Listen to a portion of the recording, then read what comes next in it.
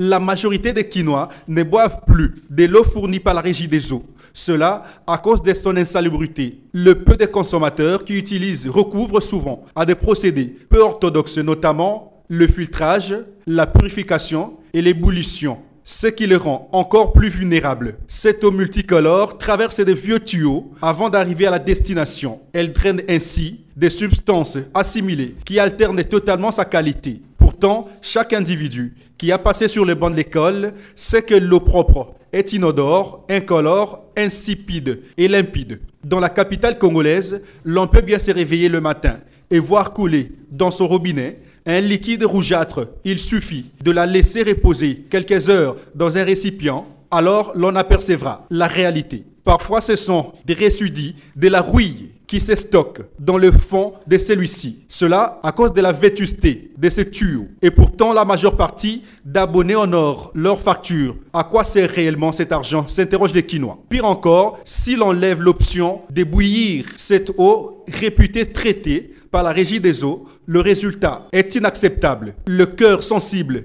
s'abstiennent d'y jeter un coup d'œil, de peur qu'ils ne vomissent. Nombreux Kinois interviewés affirment ne plus boire l'eau de la Régie des eaux. Les 99% de nos interlocuteurs ou presque la même raison.